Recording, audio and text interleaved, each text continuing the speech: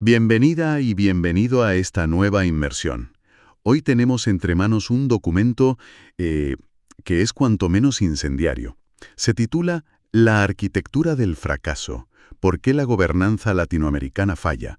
Y la verdad va muy directo al grano. No es el típico análisis académico, para nada. No, no, es más bien un manifiesto, una bofetada directa, como dices, a la clase política de la región. Y nuestra misión hoy es esa, desgranar un poco sus argumentos, que son duros. La tesis central es que la pobreza en Latinoamérica no es por falta de recursos, ni siquiera por un tema cultural de la gente, No. sino por un fallo de diseño, un fallo en cómo se gobierna. Y lo articula todo en torno a 4 trampas que, según el texto, mantienen a la región en un ciclo constante de fracaso. Exacto. Y yo diría que es más que una bofetada, es casi una autopsia de un modelo de gestión, ¿no? Lo interesante es que intenta ir más allá del día a día, de la política del momento. Se mete en psicología social, en sociología, Incluso en ciencia de sistemas. justo, para intentar explicar esa gran paradoja. ¿Por qué, si a menudo hay recursos, la prevención y el pensar a largo plazo parecen imposibles? Y lo clave, que ya veremos, es cómo estas trampas se conecten, se retroalimentan. Pues vamos a ello. Empecemos por la primera, la que nos toca a todos como ciudadanos. El texto la llama la trampa psicológica. Y la idea de fondo es muy potente. Muchísimo. Sostiene que décadas y décadas de crisis, de inestabilidad, de promesas rotas, han puesto al cerebro colectivo en un estado de alerta permanente, en modo supervivencia. Claro.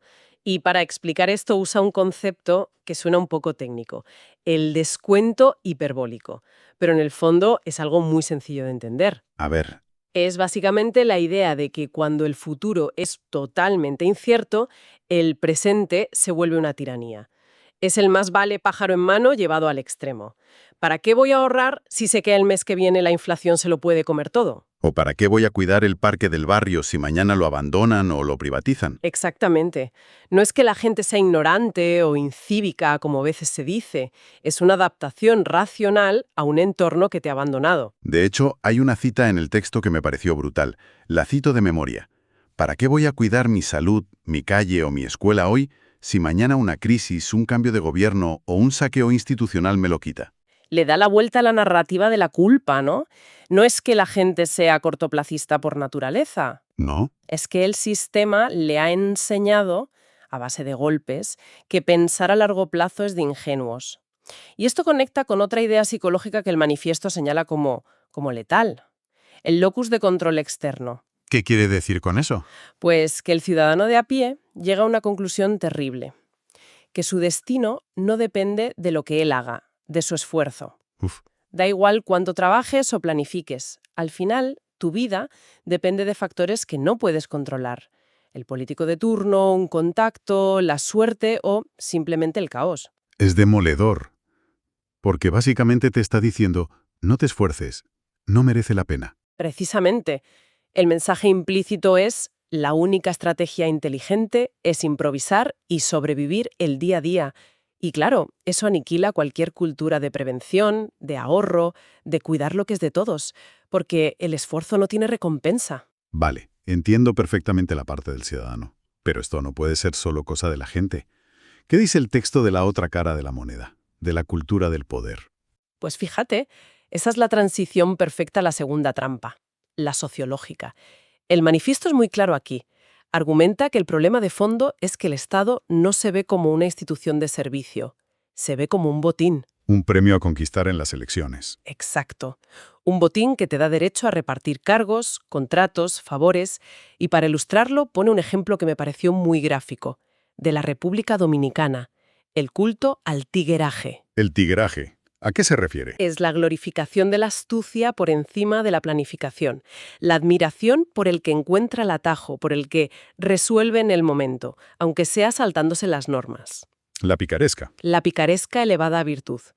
En esa cultura, la persona que sigue las reglas, que planifica, que piensa a largo plazo, es vista como un pardillo, como alguien lento. Se admira al vivo. O sea que el texto está diciendo que la corrupción no es solo un fallo moral de individuos, sino una consecuencia casi lógica de esa cultura. Justo. Y aquí es donde es más duro. Dice que esa cultura no ha nacido del pueblo, sino que se ha predicado con el ejemplo desde el poder durante generaciones. Y esto nos lleva al núcleo del problema sociológico, la ausencia de un contrato social real. La idea de que pagas impuestos pero no recibes servicios a cambio, ¿no? Eso es.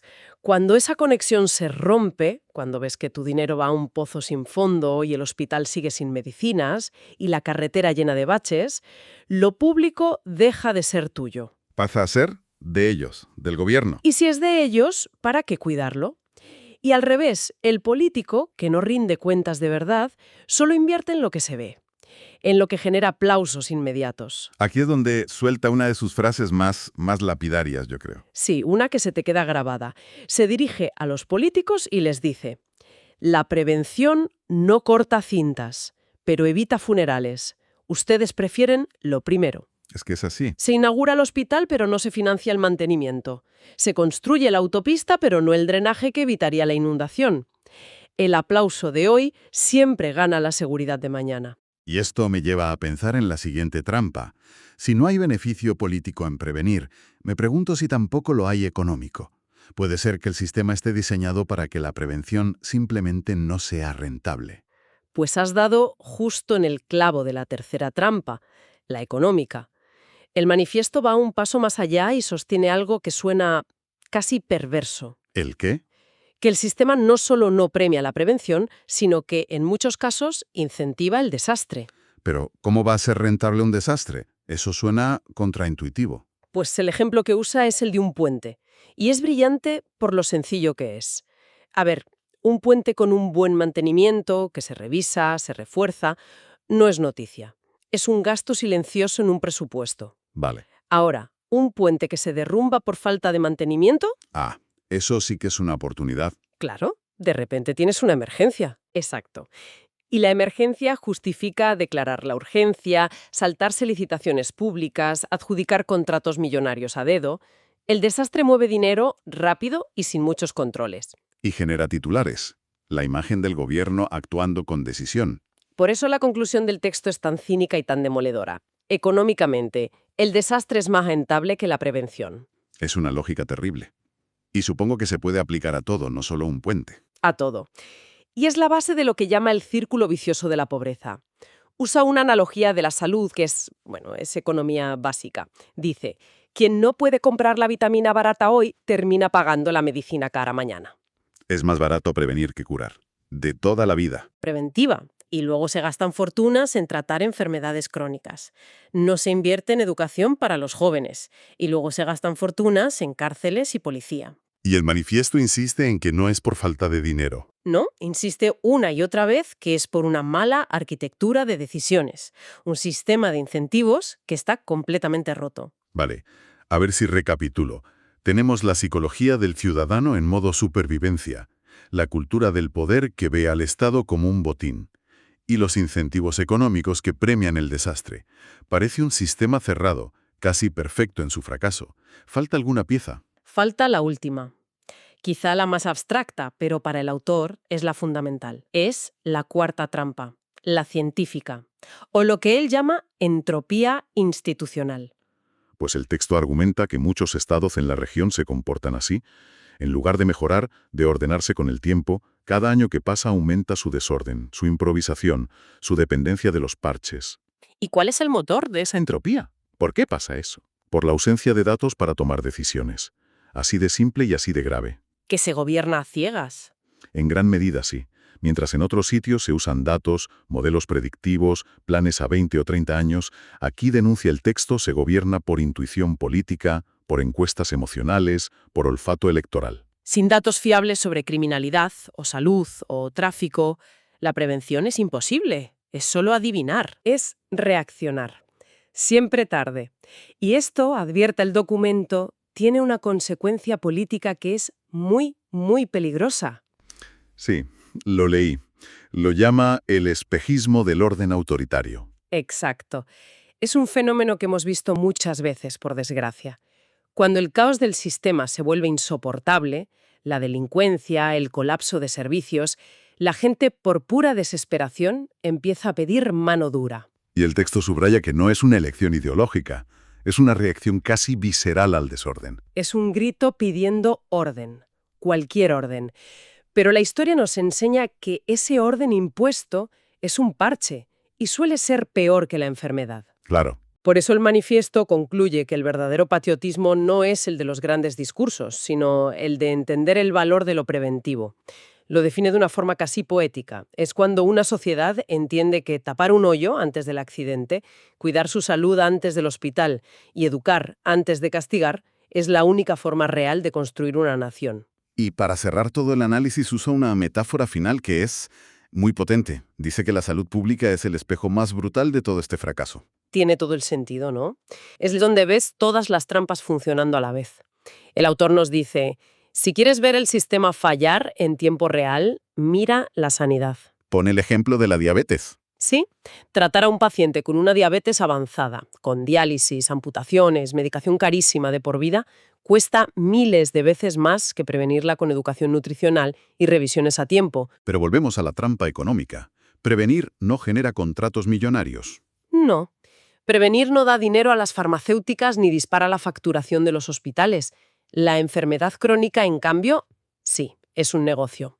Y ahí es donde el texto lanza su acusación más grave, casi al final. ¿Cuál? Les dice a los gobernantes, ustedes gobiernan el dolor, no la salud. Es una frase durísima. Después de un diagnóstico tan implacable, ¿con qué nos quedamos? ¿Cuál es el mensaje final? Pues el mensaje es que el cambio no va a venir de más promesas electorales.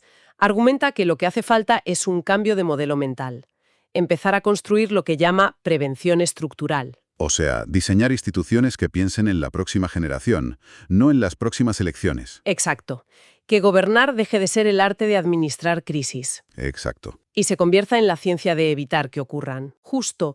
Y, sobre todo, creo que el texto libera al ciudadano de la culpa. Deja muy claro que mientras se siga culpando a la gente por ser cortoplacista o incívica, los problemas seguirán ahí, porque esa mentalidad no es la causa, es la consecuencia de un sistema diseñado para fracasar. Todo este análisis, la verdad, nos deja con una reflexión final que a mí me parece muy interesante. El manifiesto se centra en el fracaso de los gobiernos para prevenir. Y eso plantea una pregunta realmente complicada. Si el verdadero éxito de un político no se midiera por los puentes que inaugura, sino por los desastres que nunca llegaron a suceder gracias a su planificación, ¿cómo demonios empezamos a medir y a valorar ese éxito invisible?